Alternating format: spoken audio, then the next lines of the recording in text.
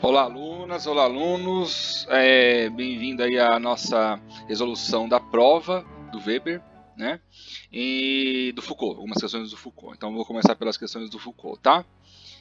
UniOeste 2016. Veja, até recente, né? Tem uns 4 anos aí. UniOeste lá no sul também, né? Paraná.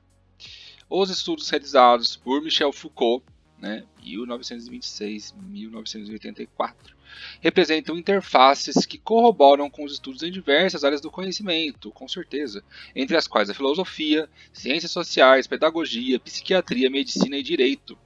Em 1975, Foucault publicou a obra Vigiar e Punir, a história da violência das prisões, na qual, né, Vigiar e Punir aí, ó, que a gente teve aula sobre isso, na qual propunha uma nova concepção de poder, a qual abandonava alguns postulados que marcaram a posição tradicional da esquerda no período.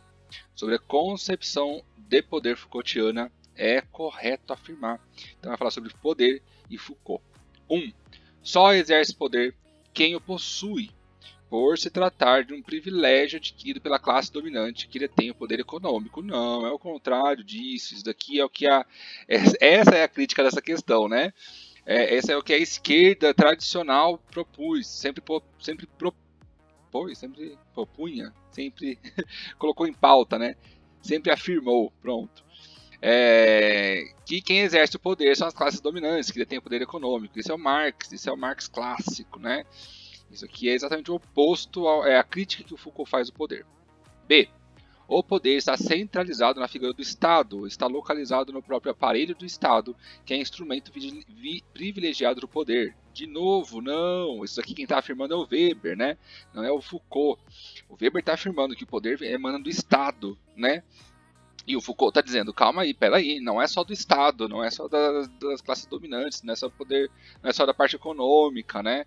Não é só do aparelho estatal, é mais do que isso. Então, o que será que o Foucault está querendo dizer por poder? C.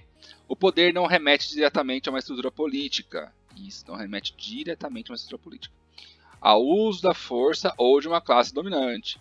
As relações de poder são móveis e só podem existir quando os sujeitos são livres e há possibilidade de resistência.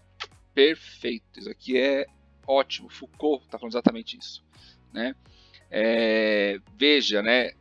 Ele começa falando que o poder não é, e aí ele vai definir o poder falando de relações de poder. E essa frase é Foucaultiana, né? O Foucault ele não vai definir o poder pelo poder, ele vai definir o poder a partir de outros conceitos. E quando ele fala de poder, também ele está falando muito de relações de poder. Ele usa os dois como sinônimo. Então, as relações de poder são móveis, né? Isso quer dizer o quê? Elas não estão num único lugar e para sempre, né? Ora eu tenho mais poder, ora eu tenho menos poder. E só podem existir quando os sujeitos são livres, sim, porque eu tenho que fazer, eu tenho que agir, né? É um exercício o poder, né? E há a possibilidade de resistência, sim, né? Então não só eu vou agir, né? Fazer com que o poder haja, né? Eu vou exercer o poder, mas eu também vou sofrer o poder, né? A gente viu na nossa aula que o poder passa os indivíduos pela concepção Foucaultiana. Por enquanto, essa aqui tá super. Ah, vou marcar que deve ser essa. Com certeza. D. Todo poder é subordinado a um modo de produção e a uma infraestrutura. Subordinado. Pois o modo como a vida econômica é organizada determina a política. Não.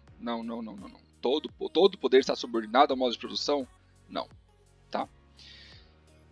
E. O poder tem como essência dividir os que possuem poder e aqueles que não têm poder. Não necessariamente divide, às vezes os une, né? Os une. Em alguns momentos, os dominados e os dominantes estão unidos. Olha só que loucura, né? Enfim, C. O poder não remete diretamente a uma estrutura política, ao uso da força ou a uma classe dominante. É isso aí. 2. Unesp 2011. Texto 1. Então teremos mais de um texto. Teremos 2 textos, isso.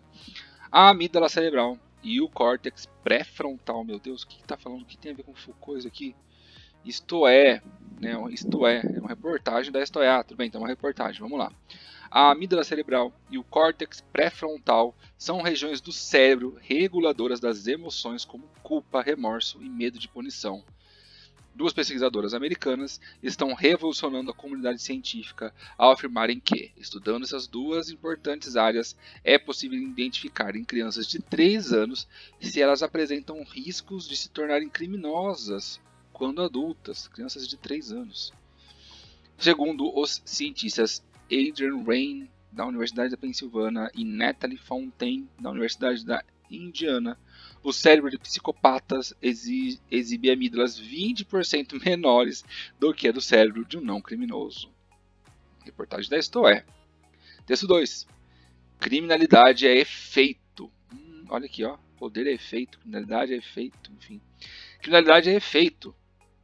É a forma perversa do protesto, gerada por uma patologia social que a antecede e que é também ela perversa. Né? Ou seja, a criminalidade é uma patologia, é uma resposta perversa, né? É uma resposta de uma situação social, né? Que vem antes dela, ou seja, você está numa situação de violência e você também responde com violência. Sem os filtros despoluidores da justiça social e da decência política, toda e qualquer medida contra o crime, por mais violenta e repressiva que seja, constituirá mero recurso paliativo. O que ele está querendo dizer com isso? Não adianta cometer o crime sendo violento, né? Sendo repressivo. É claro que a criminalidade, enquanto sintoma, ou seja, a criminalidade é um sintoma de uma sociedade, usando as palavras aí do Durkheim, né? Numa sociedade doente, né? Numa sociedade que tem alguma coisa a ser resolvida. É claro que a criminalidade, enquanto sintoma, tem de ser adequadamente combatida com medidas policiais enérgicas, mas que não se fique nisso, já que o puro e simples combate ao efeito não remove nem resolve a causa que o produz. Sim, criminalidade tem que ser resolvida com violência, mas não só isso. É isso que está dizendo. Ao contrário, a luta isolada contra o efeito pode tornar-se danosa e perversa, uma vez que, destruindo sua função alertadora e denunciadora, provoca uma cegueira perigosa que aprofunda a raiz do mal. Né? Ou seja, a violência pela violência só aprofunda a própria criminalidade. Né? Texto do L. Peregrini, publicado em 86, olha só. Foucault estava no ápice aí. E aqui 2011. Então o texto está falando sobre a criminalidade do viés social e outra do viés biológico. Né? De acordo com Michel Foucault, a ciência moderna tem a função de... Então a gente está falando de ciência, né? Ciência, né? Biologia e ciências sociais, né? Sociologia. De acordo com Michel Foucault, a ciência moderna tem a função de combater a criminalidade a partir da sua origem biológica? Não. O Foucault não está falando isso. Fazer constatações neutras e imparciais, não, sobre as características sociais, não. C. Garantir direitos mínimos ao cidadão por meio do estudo da estrutura biológica. Será que é essa? Muito bem, não sei, vamos ver. Vamos pensar um pouquinho nisso. Fomentar a violência da população na medida em que torna o indivíduo mais agressivo. Não. E adestrar os corpos para se enquadrar a uma forma de poder. Aí sim, né? Aí sim, com certeza. Né? Então a 2. Questão 2 é adestrar os corpos para se enquadrar numa forma de poder, né? É isso que o Foucault está dizendo o tempo todo, né? Sociedades disciplinares, né? Disciplina, adestramento, a sociedade moderna, né? E a ciência moderna, né? A ciência moderna, a sociedade moderna, ela tem a função de adestrar os corpos para se enquadrarem na forma do poder. Perfeito, né? Rodrigo, mas qual a relação com o texto? A gente está enquadrando esses corpos aqui, né? A gente não está matando essas pessoas. Não matem as pessoas, encarcerem elas, eduquem elas, adestrem elas. Né? Isso que está dizendo. Não sejam violentos, repressivos, no sentido de violento físico, né? Tá querendo dizer, né? Mas eduquem esses corpos, né? E aqui ele está dizendo isso também, né? De uma forma em que tem um discurso biológico e científico que é moderno também, né? Que é moderno. Veja, está no cérebro das pessoas, está na amígdala, está ali, né? É um discurso da modernidade dizer que já está ali, né, dentro da cabeça daquelas pessoas, né? A educação e adestramento dos corpos, né? Aqui está muito mais tá macro, né? Tá um adestramento macro dos corpos, aqui está um adestramento micro dos corpos, né? Usando aí a palavreado do Foucault, a microfísica do poder, né, do nome do livro dele. Aqui está muito mais micro, né? Tá dentro da cabeça, dentro lá de uma parte das amígdalas, é isso, né? 20% menores. Enfim, que é uma parte do corpo, né? Uma parte do cérebro, tá? Enfim, é isso que está dizendo. Enem 2015. A crescente intelectualização e racionalização não indicam um crescimento maior e geral das condições sob as quais vivemos. Então, intelectualização e racionalização, isso já está cheirando a Weber, significa a crença em que, se quiséssemos, poderíamos ter esse conhecimento a qualquer momento. Não há forças misteriosas incalculáveis. Podemos dominar todas as forças pelo cálculo. Putz, né? Isso é Weber. Tal como apresenta no texto, a proposição do Max Weber a respeito do processo de desencantamento do mundo. Desencantamento do mundo é isso, gente. Podemos dominar todas as coisas pelo cálculo, né? Significa a crença em que, se quiséssemos, poderíamos ter esse conhecimento a qualquer momento. Não há forças místicas incalculáveis. Isso é o mundo em que vivemos. A ciência se propõe e atua para que acabem as forças misteriosas, místicas, né? E a gente faça um cálculo racional sobre tudo isso.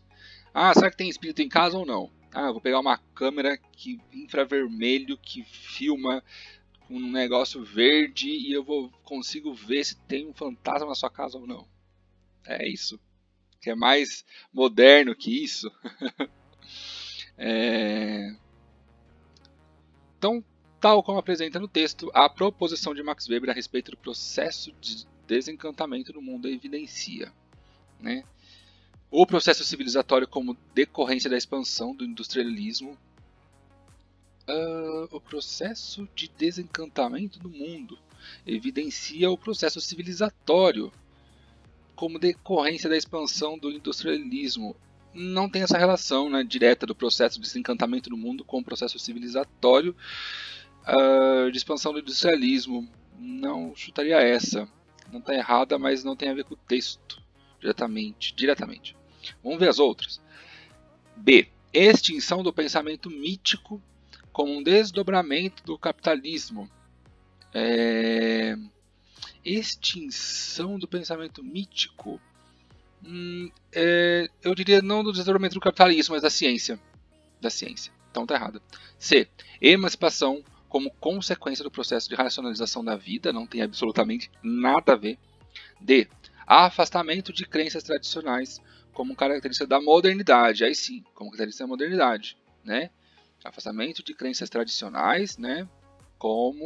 E afastamento é melhor que extinção. Porque talvez nunca se vai evidencia a extinção do pensamento mítico. Não está extinto o pensamento, mas está afastado. Isso, como característica da modernidade, perfeito. Fim do monoteísmo como condição para a consolidação da ciência. Fim do monoteísmo, né? Não, a ciência se consolida, inclusive com a própria, em relação à religião, né? E não é fim, não acabou o monoteísmo. Não tem nada a ver. Essa aqui, então, vamos lá, D, tá certo. 4. Unicentro, Max Weber, um dos fundadores da sociologia, tinha amplo conhecimento em muitas áreas afins. Max Weber, um dos fundadores da sociologia, tinha amplo conhecimento em muitas áreas afins a essa ciência, tais como economia, direito e filosofia. Assim, ao analisar o desenvolvimento do capitalismo moderno, buscou entender a natureza e as causas da mudança social. Em sua obra, existem dois conceitos fundamentais, ou seja, cultura e tipo ideal. Né? Então, será? Cultura? Que ele vai falar sobre cultura e tipo ideal? Ele tem uma visão cultural, mas será que ele fala sobre cultura? B. Classe e proletariado. Não, isso é Marx. C. Anomia e solidariedade. Não, isso é Durkheim. Fato social e burocracia. Fato social é Durkheim. Burocracia já é Weber. Ação social e racionalidade é a E, com certeza. São os conceitos aí do Weber. Ação social e racionalidade. 5. UEG Goiânia. Universidade Estadual de Goiânia. 2000. De Goiás? Ixi, me confundi. Universidade Estadual de Goiânia, Goiás. 2016. Leia o texto a seguir. O desenvolvimento do racionalismo econômico é parcialmente, então estamos falando, né, desenvolvimento do racionalismo econômico, é parcialmente dependente da técnica e do direito racionais, do direito racional, desculpa, tá errado aqui, mas ao mesmo tempo, do direito racional, muito bem, escrevi errado, mas é ao mesmo tempo determinado pela habilidade e disposição do homem em adotar certos tipos de conduta racional prática, né? As forças mágicas e religiosas e a ideia de ética devem nelas... Vamos ler de novo? Vamos começar de novo? Vamos lá. Leia o texto a seguir. O desenvolvimento em racionalismo econômico. Então, está falando racionalismo econômico. Da economia completamente racionalizada. É parcialmente dependente da técnica e do direito racional. Ou seja, né, a economia na modernidade depende da técnica e do direito, né, racional. Mas é ao mesmo tempo determinado pela habilidade e disposição do homem a adotar certos tipos de conduta racional na prática. Né? Ou seja, se eu na minha prática não tiver uma conduta racional, não vai existir essa economia racional. Né? Esse racionalismo na economia. As forças mágicas e religiosas e as ideias éticas de dever nelas baseadas têm estado sempre, no passado, entre as mais importantes influências normativas da conduta. Né? Então, no passado, as forças mágicas e religiosas, né, estavam baseadas na nossa conduta. Né? Enfim, hoje talvez nem tanto. Então, Max Weber, A Ética Protestante e o Espírito do Capitalismo. Uma das mais conhecidas explicações sobre a origem do capitalismo é do sociólogo alemão Max Weber, que postula a afinidade entre a ética religiosa e as práticas capitalistas. A gente viu, né? Éticas religiosas e práticas capitalistas. Essa relação se mostra claramente na ética do catolicismo romano, não. Puritanismo calvinista, sim, puritanismo calvinista, que concebe o sucesso econômico como indício da predestinação para a salvação. Gente, perfeito. Não precisa nem ver as outras, é a B, certeza. Luteranismo alemão, que defendia que cada pessoa deveria seguir a sua vocação profissional para conseguir a salvação, não tem nada a ver com vocação profissional, né? Tem a ver com sucesso profissional. B. Anglicanismo britânico, não, que ao desestimular as esmolas, permitiu o incremento da poupança, não, não é isso. E catolicismo ortodoxo também não, que ao abrir mão dos luxos, das construções arquitetônicas, produziu, não. Então, gente, é B, com certeza, né? É o calvinismo, né? Puritanismo calvinista, que concebe o sucesso econômico como indício da predestinação para a salvação. Muito bem. O sucesso econômico no protestantismo, né? Ele vai, protestantismo calvinista, né? Ele vai, é o sucesso econômico que vai dizer se eu já nasci salvo ou não. Porque para eles a gente já nasce salvo. E qual das alternativas abaixo corresponde à definição de Max Weber sobre o Estado moderno? Essa questão, gente. Essa questão. A. Comitê Executivo de Negócios de toda a burguesia. Essa é a definição do Weber? Não. Representante de uma das classes fundamentais? Não. C. Comunidade humana que, dentro dos limites de um determinado território, reivindica o monopólio da força legítima. É isso. Essa questão eu acho um pouco estranha, porque falar de comunidade humana é meio estranho, né? Uma coisa meio biologia aí, dentro dos limites de um determinado território, de um país. Mas aqui sim, né? Mas tá certo, não tá errado, só o jeito que ele escreveu. Reivindica o monopólio da força legítima. Isso é o Estado, gente, monopólio da força legítima. Guardem isso, marquem, escrevam no teto, escrevam na sua cabeça, escrevam em todos os lugares. O Estado para ver, o Estado moderno para Weber é isso, monopólio legítimo da força. Eu posso usar força, eu sou o único que pode usar força, por isso monopólio, E eu sou o único que posso usar a força de forma legítima. Eu posso usar, estou autorizado a usar. Tá? E é o único. Então eu vou usar de forma legítima e eu sou o único que posso fazer isso. D. Então já é essa aqui, né? Vamos marcar já aqui. D. Instrumento de dominação de uma classe sobre a outra. Seria mais do Marx. E representante da burocracia pública. Não tem nada a ver. Tá? Bom, enfim, é isso. A correção da prova do Weber é essa. Então, muito obrigado.